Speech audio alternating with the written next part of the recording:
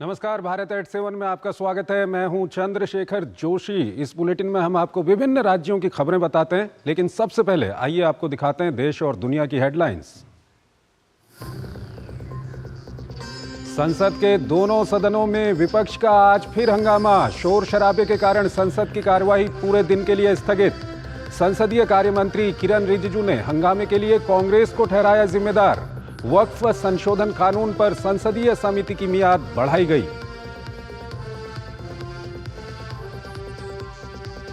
भारत ने बांग्लादेश से हिंदुओं सहित सभी अल्पसंख्यकों की सुरक्षा सुनिश्चित करने को कहा। ढाका उच्च न्यायालय ने इस्कॉन पर बैन लगाने से किया इनकार। कानून व्यवस्था और लोगों की सुरक्षा को लेकर अंतरिम सरकार को दी चेतावनी।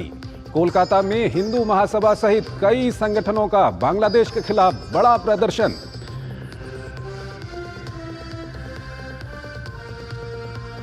महाराष्ट्र के मुख्यमंत्री को लेकर सत्ताधारी महायुति गठबंधन आज तय कर सकता है नाम। महायुति के नेताओं अजीत पवार, एकनाथ शिंदे और देवेंद्र फडणवीस से भाजपा का केंद्रीय नेतृत्व करेगा दिल्ली में विस्तृत चर्चा। दिल्ली में वायु प्रदूषण को देखते हुए सुप्रीम कोर्ट ने ग्रेड 4 जारी रखने के दिए निर्देश। स्कूलों को आगे भी हाइब्रिड मोड में चलाने के निर्देश। सोमवार को होगी प्रदूषण के मामले की दोबारा सुनवाई।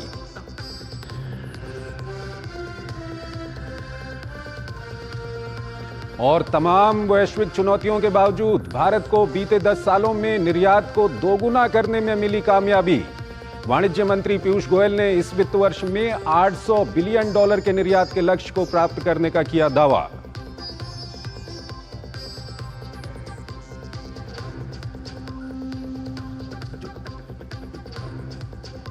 और आइए सबसे पहले हम आपको बिहार की ओर लिए चलते हैं। बिहार से खबर है, बिहार विधानसभा का शीतकालीन सत्र चल रहा है। सदन की कार्यवाही के दौरान राजद समेत तमाम विपक्षी दल राज्य में चल रहे जमीन सर्वे का विरोध कर रहे हैं। उनका कहना है कि इसके कारण किसानों को परेशानी का सामना करना पड़ रहा है। हालांकि सरकार ने जमीन सर्वे के नियम में बड़ा बदलाव किया है, इससे उन्हें परेशानी का सामना नहीं करना पड़ेगा। ये रिपोर्ट देखिए। बिहार जमीन सर्वे के नियमों में होगा बदलाव। बिहार में भूमि सर्वे का काम जारी। पोर्टल पर सेल्फ डिक्लेरेशन की अंतिम तिथि 30 नवंबर। बिहार सरकार सेल्फ डिक्लेरेशन की तिथि बढ़ाने पर कर रही है विचार। बिहार जमीन सर्वे के 13 नियमों में होगा बदलाव। कागजात को लेकर बाध्यता में मिलेगी छूट। जमीन सर्वे को लेकर के बिहार विधानसभा में विपक्ष लगातार हंगामा कर रही है, लेकिन सरकार किसानों की मुश्किलें आसान करने के लिए काम कर रही है। जल्द ही सेल्फ डिक्लेरेशन का जो समय है उसे भी बढ़ाने पर विचार किया जाएगा और इसकी घोषणा कैबिनेट बैठक के बाद की जाएगी। बिहार में भूमि सर्वे का काम जारी है। हालांकि विपक्ष की ओर से लगातार इसका विरोध किया जा रहा है। इस काम में कागजातों को तैयार करने में लोगों को काफी दिक्कत हो रही है, जिसके कारण कई जगहों पर सर्वे करने गए अधिकारियों को भी लोगों के विरोध का सामना करना पड़ रहा है। इसके चलते अब सरकार जमीन सर्वे के नियमों में बदलाव करने वाली है। बिहार के राजस्व एवं भूमि सुधार मंत्री दिलीप जायसवाल ने इस बाबत जानकारी देते हुए कहा कि किसी भी किसान को परेशान नहीं होने दिया जाएगा। अंचल अधिकारी और समकक्ष 180 पदाधिकारियों पर कार्रवाई की गई है, जबकि 139 सीओ का वेतन रोक दिया गया है। उन्होंने कहा कि जमीन सर्वे के पोर्टल पर सेल्फ डिक्लेरेशन की अंतिम तिथि 30 नवंबर को दी गई है, लेकिन सरकार इस तिथि को बढ़ाने पर विचार कर रही है। एक भी जनता बिहार का सर्वे से किसी तरह से परेशान नहीं होगा। जब तक जनता को हम सारा कागजात उपलब्ध नहीं करा देंगे, तब तक कोई भी पदाधिकारी कर्मचारी बिहार की जनता के तरफ या उसको कोई दिक्कत सर्वे के कारण नहीं देगा। बिहार सरकार के अनुसार जमीन सर्वे कराने वाले लोगों को 13 तरीके की छूट दी जाएगी। इसे लेकर जल्द ही कैबिनेट में प्रस्ताव लाया जाएगा। बिहार सरकार के अनुसार जमीन सर्वे के पूरा होने के बाद अपराध में कमी आएगी। अभी भी 37% मामले जो थाने में आते हैं वह जमीन विवाद के होते हैं। कोर्ट में भी 20% मामले जमीन विवाद से जुड़ा हुआ होता है। जमीन का मामला सुलझने के बाद लोगों में झगड़ा कम होगा। एक नया मसौदा एक सप्ताह में आ रहा है जिसमें जनता के हित में ही सर्वे का काम किया जाएगा। 13 तरह का छूट देने जा रहा हूँ। बता दें कि बिहार के 38 जिलों के 445 प्रखंडों में जमीन सर्वे का काम चल रहा है। जमीन माप और सीमांकन के लिए ड्रोन और जीपीएस का भी इस्तेमाल किया जा रहा है। सरकार ने सर्वे से पहले आम लोगों को अपने कागजात सुधारने के लिए भी मौका दिया था। राज्य के 38 जिलों के 445 प्रखंडों में जमीन सर्वे का काम चल रहा है। जमीन सर्वे के लिए सेल्फ डिक्लेरेशन के अलावा सरकार ड्रोन और जीपीएस की भी मदद ले रही है। इससे किसानों के बीच चल रहे विवाद को भी कम करने में मदद मिलेगी। डीडी न्यूज के लिए पटना से मधुरेश नारायण। अगली खबर की ओर आपको लिए चलते हैं। राजस्थान की ओर अजमेर की ये दरगाह है। काशी, मथुरा और संभल की तरह अजमेर शरीफ दरगाह का मामला भी अदालत पहुंच गया। हिंदू सेना की अर्जी में अजमेर शरीफ दरगाह को महादेव का मंदिर बताया गया है। अजमेर की सिविल कोर्ट ने अर्जी को स्वीकार करते हुए सभी पक्षकारों को नोटिस जारी किया है और जवाब मांगा है। इस अर्जी पर 20 दिसंबर को अगली सुनवाई होगी। अजमेर दरगाह का होगा सर्वे। अजमेर दरगाह में हिंदू मंदिर होने का दावा। अदालत ने स्वीकार किया हिंदू पक्ष की याचिका। हिंदू पक्ष का दावा दरगाह की जमीन पर था पहले भगवान शिव का मंदिर। याचिका में रिटायर्ड जज हरबिलास शारदा की वर्ष 1911 में लिखी पुस्तक का हवाला। अजमेर हिस्टोरिकल एंड डिस्क्रिप्टिव किताब में दरगाह के स्थान पर मंदिर का जिक्र। जज की किताब पृथ्वीराज चौहान का जिक्र और शिवलिंग का दावा। दरगाह के संचालकों ने जाहिर की चिंता। अजमेर के ख्वाजा मोइनुद्दीन चिश्ती की दरगाह में संकट मोचन महादेव मंदिर होने का दावा करते हुए अजमेर सिविल कोर्ट में लगाई गई याचिका को कोर्ट ने सुनवाई योग्य माना है। यह याचिका हिंदू सेना के राष्ट्रीय अध्यक्ष विष्णु गुप्ता की ओर से दाखिल की गई है। वादी विष्णु गुप्ता की ओर से रिटायर्ड जज हरबिलास शारदा की ओर से लिखी पुस्तक का हवाला देते हुए वाद प्रस्तुत किया गया था, जिसमें उन्होंने अजमेर की दरगाह में शिव मंदिर होने का दावा किया है। मामले में अगली सुनवाई 20 दिसंबर 2024 को होगी। अजमेर दरगाह का किसी प्रकार का रजिस्ट्रेशन सरकार में है तो उस रजिस्ट्रेशन को तत्काल रद्द करना चाहिए। ASI के माध्यम से इसका सर्वे होना चाहिए और हमें वहां पूजा पाठ करने का अधिकार मिलना चाहिए। याचिका पर सुनवाई के बाद कोर्ट में विष्णु गुप्ता ने साक्ष्य प्रस्तुत किए, जिन्हें देखते हुए कोर्ट ने 3 प्रतिवादी पक्ष, जिनमें दरगाह committee, Archaeological Survey of India और अल्पसंख्यक आयोग को नोटिस जारी करने का आदेश दिया है। हिंदू सेना के दावे को लेकर ऑल इंडिया सज्जादा नशीन काउंसिल के अध्यक्ष सैयद नसीरुद्दीन चिश्ती ने नाराजगी जताई है। जो भी वाद प्रस्तुत होता है, सबको अधिकार अपनी बात रखने का और माननीय न्यायालय उसको सुनता है और संबंधित पार्टीज को नोटिस जारी करता है। हम हमारे वकीलों से इस पर राय ले रहे हैं। हम पूरी नज़र बनाए हुए हैं पूरे मामले पे। अपने वकीलों से राय लेकर के आगे की कानूनी जो प्रक्रिया में अपनानी होगी उसको अपनाएंगे। हम कोशिश करेंगे कि इस वाद को खारिज कराया जाए और अपना पक्ष मजबूती के साथ रखा जाए। अजमेर के बारे में रोचक तथ्य यह भी है कि यहाँ पृथ्वीराज चौहान ने भी शासन किया था और रिटायर्ड जज हरबिलास ने अपनी किताब में इसका जिक्र किया है कि महायोद्धा पृथ्वीराज चौहान के वंशजों ने ही यह मंदिर बनाया था। Bureau report, DD news. अगली खबर छत्तीसगढ़ से है। युवाओं के लिए काफी अच्छी यहां पर खबर आ रही है। छत्तीसगढ़ के युवाओं को सरकारी नौकरी का बड़ा मौका जल्द मिलने वाला है। प्रदेश के सरकारी विभागों में बड़े पैमाने पर भर्तियां शुरू होने वाली हैं। यहां सरकारी विभागों में खाली पड़े पदों पर भर्ती का सिलसिला शुरू भी हो गया है। अब तक लगभग 19 विभागों में 8,971 पदों की भर्ती के लिए वित्त विभाग ने अपनी मंजूरी दे दी है। ये रिपोर्ट देखिए। छत्तीसगढ़ में नौकरियां ही नौकरियां। छत्तीसगढ़ में सरकारी नौकरी का खुला पिटारा।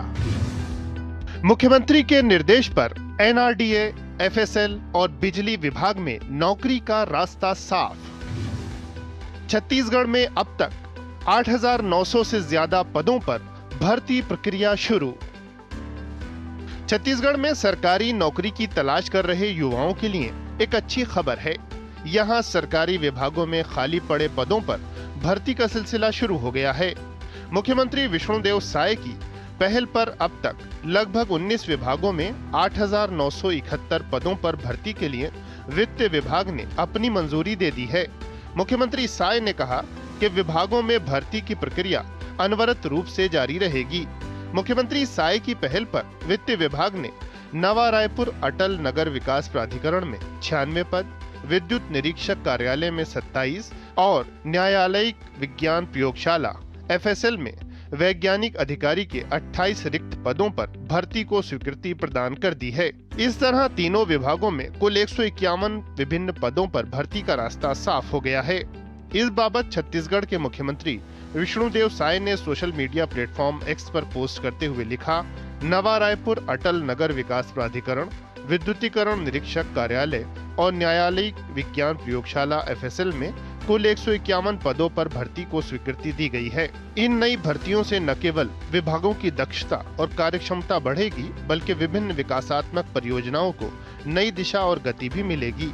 अब तक हमारी सरकार ने 19 विभागों में कुल 8,971 पदों पर भर्ती को स्वीकृति दी है, जो प्रदेश के मेधावी छात्रों को शासकीय सेवा के उनके सपने को साकार करने का सुनहरा अवसर प्रदान कर रही है।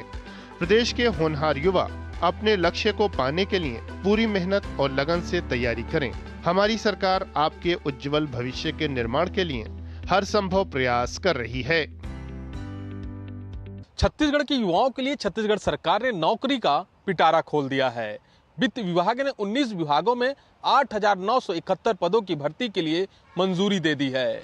छत्तीसगढ़ सरकार की इस पहल से नई भर्ती से विभागों की दक्षता में वृद्धि के साथ साथ विभिन्न विकासात्मक परियोजनाओं को नई दिशा एवं गति मिलेगी और छत्तीसगढ़ के युवाओं के लिए रोजगार के अवसर भी उपलब्ध होंगे। अपने कैमरा सहयोगी काशी के साथ सोमेश पटेल, TD न्यूज छत्तीसगढ़। अभी हम दूसरे राज्यों की खबरों की ओर चलेंगे, लेकिन पहले एक छोटा सा ब्रेक लेते हैं।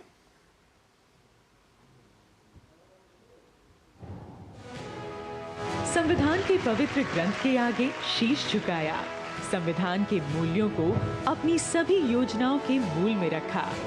प्रधानमंत्री नरेंद्र मोदी ने संविधान की सीख को जन जन तक पहुंचाया। 26 नवंबर को संविधान दिवस के रूप में घोषित किया। संविधान के निर्माता को अभूतपूर्व श्रद्धांजलि अर्पित की। संवैधानिक अधिकारों के साथ ही कर्तव्यों की ओर चलने का भी देश को आह्वान किया। एक देश एक संविधान के संकल्प के साथ जम्मू कश्मीर से धारा 370 हटाई। न्याय आधारित भारतीय दंड संहिता देश को समर्पित की। इसी विजन के साथ आज देश आत्मनिर्भरता से चल पड़ा है विकसित भारत की ओर। संविधान एक्ट 75 के अवसर पर संविधान के प्रति अटूट प्रतिबद्धता दोहराता है देश। खुद को पैम्पर करिए MDH बादाम रोगन के साथ, जो आपको संवारे, निखारे और नरिश करे। चमके चमके हाँ, दमके दमके, त्वचा में समाए, हाइड्रेट करे, हर उम्र की त्वचा का पोषण करे। You deserve the purity. MDH बादाम रोगन, नेचुरल, टेंडर, प्योर। चमके चमके। जिंदगी की हर छोटी बड़ी जरूरत के लिए आप जो सपने सजाते हैं, बस उसी उम्मीद को तो हम सहारा लगाते हैं। SIP आपकी सेविंग्स को आपकी खातिर काम पर लगाएगी। आज ही अपनी पहली SIP की शुरुआत करें। अधिक जानकारी के लिए अपने वित्तीय सलाहकार से परामर्श करें। LIC म्यूचुअल फंड द्वारा निवेशक शिक्षा की एक पहल। म्यूचुअल फंड निवेश बाजार के जोखिम के अधीन है। योजना से संबंधित सभी दस्तावेजों को ध्यान से पढ़ें। मेरी पसंद, मेरी पसंद, मेरी पसंद, मेरी पसंद,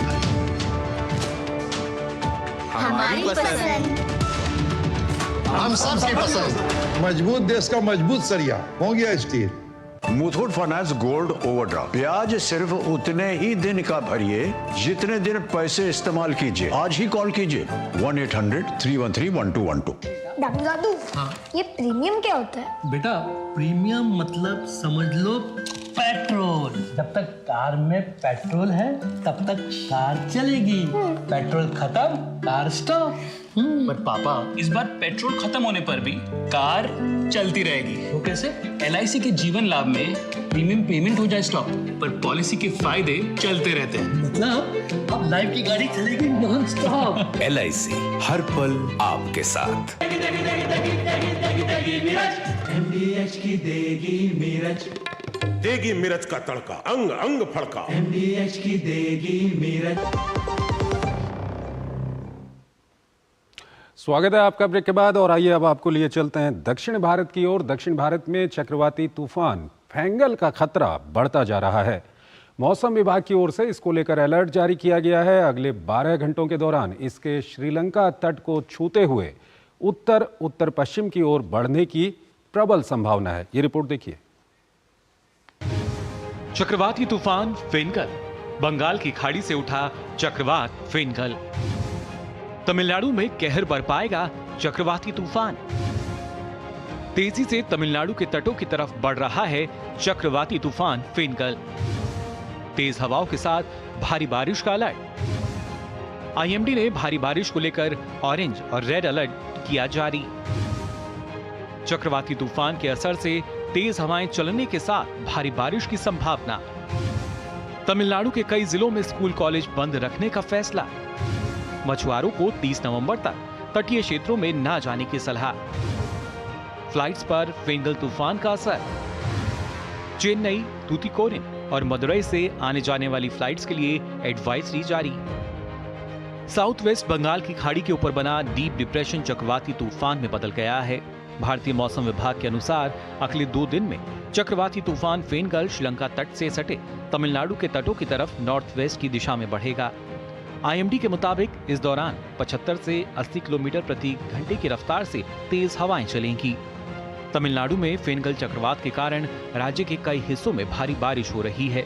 भारतीय नौसेना ने आपदा तैयारी प्रयासों को तेज कर दिया है, क्योंकि वर्तमान में बंगाल की खाड़ी में चक्रवात फेंगल तेज हो रहा है, जिससे आने वाले दिनों में तमिलनाडु के तटीय क्षेत्रों के प्रभावित होने का खतरा है। चक्रवात फेंगल, जिसके अगले 48 घंटों में तीव्र होने का अनुमान है, अधिकारियों ने निचले और तटीय क्षेत्रों में रहने वाले लोगों से सतर्क रहने और सुरक्षा सलाह का पालन करने का आग्रह किया है। तमिलनाडु के कई जिलों में स्कूल कॉलेज बंद रखने का फैसला भी लिया गया है। उधर तूफान का कई फ्लाइट्स पर भी असर पड़ा है। आईएमडी ने भारी बारिश को लेकर ऑरेंज और रेड अलर्ट जारी किया है। तमिलनाडु और पुडुचेरी में 30 नवंबर तक भारी से बहुत भारी बारिश होने की संभावना है। आंध्र प्रदेश और रायलसीमा में 28 से 30 नवंबर के दौरान भारी बारिश हो सकती है। मछुआरों को 30 नवंबर तक दक्षिण पश्चिम बंगाल की खाड़ी, श्रीलंका और तमिलनाडु के तटीय क्षेत्रों में न जाने की सलाह दी गई है।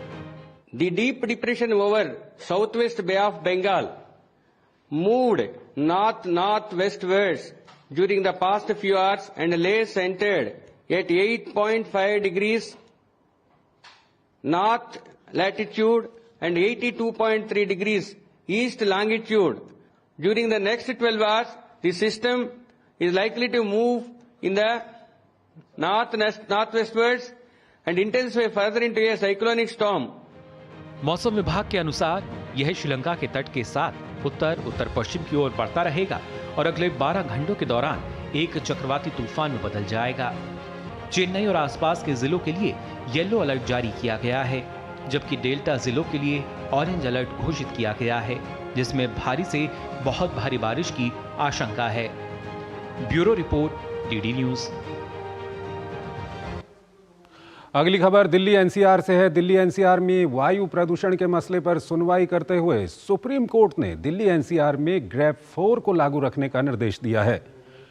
कोर्ट सोमवार को इस मामले की दोबारा सुनवाई करेगा। वहीं स्कूलों को हाइब्रिड मोड में चलाने की अनुमति भी जारी रहेगी। साथ ही सुप्रीम कोर्ट द्वारा नियुक्त 13 कोर्ट कमिश्नरों की रिपोर्ट्स दिल्ली एनसीआर के राज्यों को सौंपी जाएगी। रिपोर्ट में दिल्ली में ट्रकों की एंट्री रोकने में सरकारों की नाकामी की बात कही गई है। साथ ही सुप्रीम कोर्ट ने दिल्ली पुलिस के रवैये पर भी सवाल खड़ा किया है। कोर्ट ने कहा कि दिल्ली पुलिस ट्रकों की एंट्री पर बैन को लागू नहीं कर पाई। कोर्ट के आदेश के बाद सभी चेक पोस्टों पर पुलिस तैनात कर दी गई है।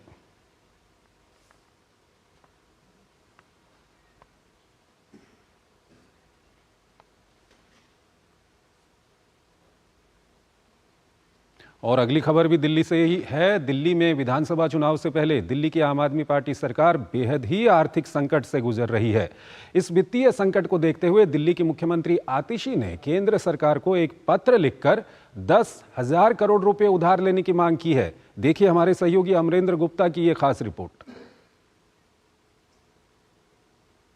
अगले साल की शुरुआत में जहां एक ओर दिल्ली विधानसभा के चुनाव होने हैं, ऐसे में वहीं दूसरी ओर दिल्ली की जो सरकार है इस समय बेहद ही गंभीर स्थिति की आर्थिक संकट से गुजर रही है।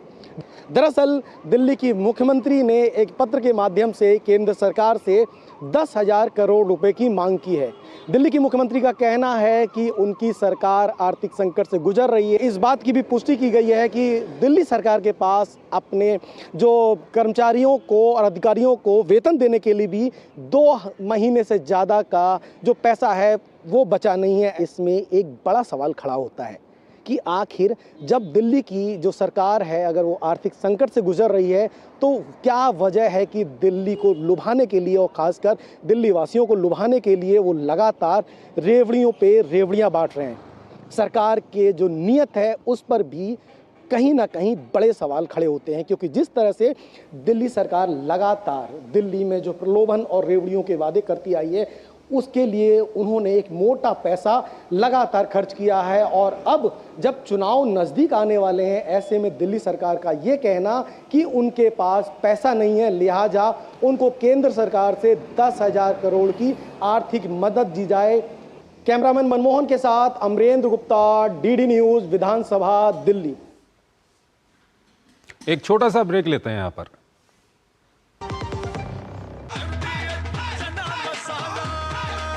अब छोलिया हो या लोबिया, सफेद चने या काले चने, सब कुछ मजेदार बने। सुनो, एक अच्छी इंश्योरेंस पॉलिसी एआई से पूछते हैं। एक ऐसी पॉलिसी जिसमें प्रीमियम पेमेंट हो लिमिटेड पर इनकम आती रहे लाइफ टाइम। LIC का जीवन उत्सव। एक ऐसी पॉलिसी जो दे होल लाइफ इंश्योरेंस कवर भी। LIC का जीवन उत्सव। वाओ, चलो तो LIC की जीवन उत्सव पॉलिसी ही लेते हैं। मैं भी तुमसे यही कह रही थी, LIC का जीवन उत्सव। लाइफ टाइम सेलिब्रेशन मनाइए LIC के जीवन उत्सव के साथ, फ्यूचर सेट है। हाय मॉम, फिर से शॉपिंग? बाबूजी, आपने इसे बिगाड़ के रखा। लिमिट में करो तो कुछ बुरा नहीं होता है। बिना लिमिट शॉपिंग करेगी आपके कार्ड पे ऐड ऑन जो है। मैंने तो कार्ड पे लिमिट सेट कर दिया। अच्छा, इसके फायदे ये हैं कि रिस्क कम हो जाता है और अगर फ्रॉड भी हुआ तो तुरंत बैंक को बोल दीजिए, नुकसान कम। दादू, नेक्स्ट टाइम ये pink dress. You are the limit. Limit तो सेट है। RBI कहता है जानकार बनिए, सतर्क रहिए। छोटे थे तो माँ प्यार से मूर्ख बुलाती थी, मूर्खानंद। और ये तो सच में मूर्ख समझते हैं। कस्टम डिपार्टमेंट वाले बन के कॉल कर रहे हैं और कह रहे हैं कि आपके पार्सल से ड्रग्स पकड़ा गया। सब समझते हैं, पहले डराएंगे फिर कहेंगे पैसे ट्रांसफर करो। अब प्यार से चाहे जो बुला लो, पर मैं मूर्ख नहीं हूं, याद रहे। UPI सेफ है। यदि आपको भी कोई इस तरह डराना चाहे तो उसे कहो मैं मूर्ख नहीं हूं। जब धरती चीर कर निकलता है लोहे का पत्थर और मिलता है मोंगिया के जोश से, फिर तपता है, पिघलता है और बनता है फौलाद। अब होता है सरिया सारी खूबियों के साथ। मोंगिया स्टील, मजबूत देश का मजबूत सरिया। जिंदगी की हर छोटी बड़ी जरूरत के लिए आप जो सपने सजाते हैं, बस उसी उम्मीद को तो हम सहारा लगाते हैं। SIP आपकी सेविंग्स को आपकी खातिर काम पर लगाएगी। आज ही अपनी पहली SIP की शुरुआत करें। अधिक जानकारी के लिए अपने वित्तीय सलाहकार से परामर्श करें। LIC म्यूचुअल फंड द्वारा निवेशक शिक्षा की एक पहल। म्यूचुअल फंड निवेश बाजार के जोखिम के अधीन है। योजना से संबंधित सभी दस्तावेजों को ध्यान से पढ़ें। MDH का किचन किंग किचन में हो तो हम सब कुछ बना सकते हैं। बैंगन का भरता, आलू गोभी, भिंडी मसाला और भी बहुत कुछ। MDH। स्वागत है आपका ब्रेक के बाद। महाराष्ट्र से अगली खबर है। महाराष्ट्र में सत्ताधारी महायुति गठबंधन आज राज्य के अगले मुख्यमंत्री का नाम तय कर सकता है। इसके लिए महायुति के तीनों दलों के नेताओं की दिल्ली में बैठक होगी। राष्ट्रवादी कांग्रेस पार्टी प्रमुख अजित पवार, शिवसेना प्रमुख एकनाथ शिंदे और भाजपा नेता देवेंद्र फडणवीस आज दिल्ली में केंद्रीय नेतृत्व के साथ सरकार गठन को लेकर विस्तृत चर्चा करेंगे। हमारे संवाददाता निशांत राय हमारे साथ जुड़ रहे हैं, उनसे हम बातचीत करेंगे। निशांत, क्या कुछ आपके पास खबर है? आज दिल्ली में बैठक होने वाली है, क्या ये बैठक शुरू हो गई? क्या कुछ अपडेट है आपके पास? देखिए, राजधानी दिल्ली में आज महायुति की ये महत्वपूर्ण बैठक है जिसमें महायुति के तीनों बड़े नेता महाराष्ट्र से आज दिल्ली आ रहे हैं। अगर बात की जाए, देवेंद्र फडणवीस दिल्ली पहुंच चुके हैं, अजीत पवार दिल्ली पहुंच चुके हैं और कुछ ही देर में एकनाथ शिंदे भी दिल्ली पहुंच जाएंगे। और इसके बाद लगभग 8:30 से 9 के आसपास केंद्रीय गृह मंत्री और बीजेपी के केंद्रीय नेतृत्व के साथ एक बैठक होनी है। बैठक में महाराष्ट्र के मुख्यमंत्री का नाम जो है वो तय किया जाएगा कि आखिर महाराष्ट्र के मुख्यमंत्री का नाम क्या होगा। हालांकि अगर इन चुनाव नतीजे को देखें तो बीजेपी सबसे बड़ी पार्टी बनकर उभरी है और बीजेपी का अब तक का सबसे बड़ा मैंडेट आया है। ऐसे में उम्मीद की जा सकती है कि मुख्यमंत्री पद बीजेपी इस बार अपने पास ही रखे। और इसके अलावा अगर बात की जाए तो एकनाथ शिंदे और दूसरी तरफ अजीत पवार की पार्टी को एक एक उप मुख्यमंत्री का पद मिले। इसके अलावा लगातार दोनों ही दलों की ओर से कैबिनेट मंत्री की मांग की जा रही है कि कम से कम 5 से ज्यादा कैबिनेट मंत्री हमें दिए जाएं। तो ऐसे में इन तमाम बातों को लेकर आज केंद्रीय गृह मंत्री अमित शाह के साथ ये बैठक होनी है, जिसके बाद महायुति सरकार का जो पूरा स्वरूप है वो तय कर लिया जाएगा। और सबसे बड़ी बात है कि महाराष्ट्र में अब से कुछ समय के बाद निकाय चुनाव होने हैं और ऐसे में बैठक इसलिए भी महत्वपूर्ण हो जाती है कि सरकार गठन की प्रक्रिया में अगर कोई दिक्कत नहीं होती है तो निकाय चुनाव के लिए भी लगभग तैयारियां की जाए और एक मैसेज दिया जाए कि महायुति चुनाव के इतने सफल नतीजों के बाद एकजुट नजर आ रही है और अब महायुति जो निकाय चुनाव है उसमें भी मजबूती के साथ लड़ने जा रही है। कुल मिलाकर कहा जा सकता है कि आज दिल्ली में केंद्रीय नेतृत्व के साथ ये जो बैठक है ये महाराष्ट्र की राजनीति की दिशा तय करने वाली है। ठीक है निशांत, बहुत बहुत शुक्रिया आपका ये तमाम जानकारियां हमारे दर्शकों तक पहुंचाने के लिए। और इसी के साथ हम भारत एट 7 को आज यहीं पर समाप्त करते हैं। हमारी पूरी टीम को आप इजाजत दीजिए। नमस्कार।